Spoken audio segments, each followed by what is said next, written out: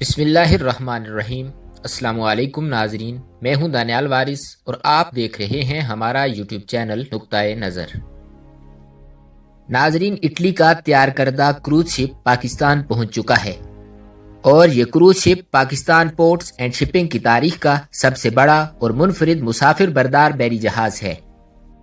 ملک کی تاریخ کا سب سے بڑا کروز شپ پاکستان کیوں لایا گیا اور اس کروز شپ کی کیا خصوصیات ہیں، یہی ہماری آج کی ویڈیو کا موضوع ہوگا۔ مگر ویڈیو میں آگے بڑھنے سے پہلے اگر آپ ہمارے چینل پر نئے ہیں تو برائے مہربانی ہمارے چینل کو سبسکرائب کریں اور ساتھ لگے بیل آئیکن کو کلک کریں تاکہ ہر نئی آنے والی ویڈیو آپ تک بآسانی پہنچ سکے۔ پاکستان کی تاریخ کا سب سے بڑا کروز لائنر شپ کراچی پہنچ چکا ہے۔ تفصیلات کے مطابق کراچی پہنچنے والا ملک کی تاریخ کا سب سے بڑا کروز لائنر شپ اپنی نوعیت کا منفرد لائنر شپ ہے۔ ناظرین، اس کروز لائنر جہاز کو کرونا کے عالمی وبا کے سیاحت اور شپنگ سیکٹر پر پڑنے والے اثرات کی وجہ سے متروک قرار دے کر اسکریپ کرنے کے لیے پاکستان لایا گیا۔ تاہم شپنگ سیکٹر سے وابستہ سرمایہ کار اس عظیم الشان کروز جہاز کو سیاحت اور سفری مقاصد کے لیے استعمال کرنے پر غور کر رہے ہیں۔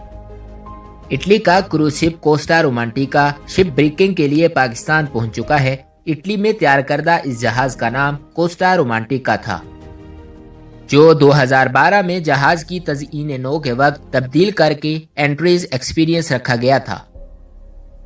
تاہم کورونا وبا کی وجہ سے سیاحت اور شپنگ انڈسٹری متاثر ہونے کی وجہ سے کمپنی نے شپ بریکر کو فروخت کر دیا۔ ناظرین، یہ کروز شپ 14 منزلوں پر مشتمل ہے، جس میں پرآسائش 1411 کمرے بھی موجود ہیں۔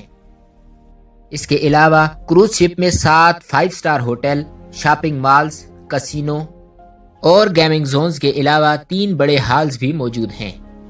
ناظرین، اس جہاز کو Pakistani company new choice enterprises نے شپ بریکنگ کے لیے خریدا تھا، مگر کروز شپ کی بہترین صورتحال کو دیکھ کر کروز شپ کو اب ہوٹل یا سفری اور سیاحت کے مقاصد کے لیے استعمال کرنے کا فیصلہ کیا جا رہا ہے۔ شپنگ سیکٹر کے ذرائع کے مطابق موجودہ حالت میں اس طرح کے نئے کروز شپ کی مالیت $500 ملین ہے۔ کمپنی کے مالک کا کہنا ہے کہ جہاز 2023 تک کروز شپ کے طور پر چلانے کے لیے سرٹیفائیڈ ہو جائے گا۔